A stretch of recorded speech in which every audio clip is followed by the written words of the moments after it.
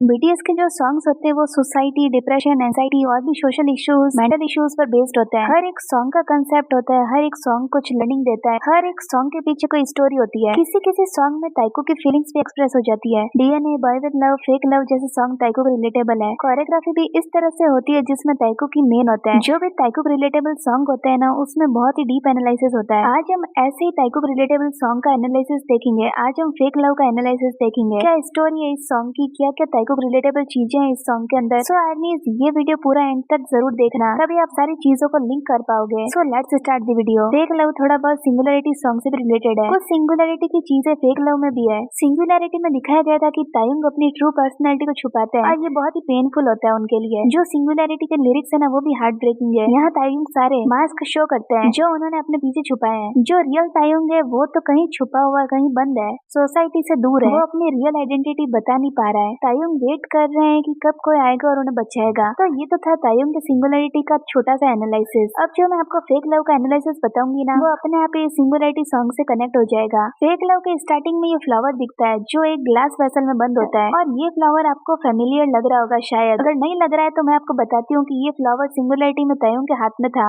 और अब इस फेक लव एमवी में ये फ्लावर तायुंग को रिप्रेजेंट करता है। जब ये जिन का पार्ट आता है तब जिन जेके को इस डार्कनेस में छुपा देते हैं। जिन का जो रोल है वो जेके को सोसाइटी से बचाने का है, यहाँ तक कि तायुंग को भी प्रोटेक्ट करना है। बट ये आगे देखेंगे कि जिन ताई को प्रोटेक्ट कर पाते हैं या नहीं। जब खिड़कियां टूटती है तब जिन उस फ्लावर को बचाने की कोशिश करते हैं, बट वो फ्लावर डस्ट में कन्वर्ट हो जाता है और जिन ताई को सेव नहीं कर पाते। फिर जेके तायुंग को बचाने के लिए भागते हैं, बट उस टाइम टाइम रुका में नहीं रहता, टाइम चलता ही रहता है। एक सीन ये आता है जहाँ वी और जेके एक दूसरे के पैरेलल होते हैं, और ये सीन शो करता है कि तायुंग किसी डार्केस्ट लोवेस्ट जगह पर है जहाँ उन्हें कोई बचा नहीं सकता। तायुंग के पीछे कांच पर सेव में भी लिखा होता है। तायुंग के आसपास बहुत सारी लाइटिंग होती है जो रिप्रेजेंट करती है सोशल मीडिया को। वो सोशल मीडिया जो उनकी पर्सनल लाइफ के बारे में जानने लगी है और जो उनकी लाइफ को इफेक्ट कर रही है। अब जेके एक रूम में आते हैं जहाँ उनको वो लैंप दिखता है, वही लैंप जिसमें वो फ्लावर होता है जो वी को रिप्रेजेंट करता है। लेकिन अब उस लैंप में फ्लावर नहीं था, अब बस रेत ही बची थी। जेके उस रेत को हाथ में लेते हैं और धीरे धीरे नीचे गिराते हैं, और तब देखो क्या होता है। जो फ्लावर डिस्ट्रॉय हो गया था वो वापस से अपीयर हो जाता है जेके के टच करने से। अब आप थोड़ा सा तो समझ गए होंगे कि फ्लावर तायुंग थे जो डस्ट में कन्वर्ट हो गए थे, और जैसे ही जेके ने उस डस्ट को या सैंड को हाथ में लिया कि वो फिर से अलाइव हो गए।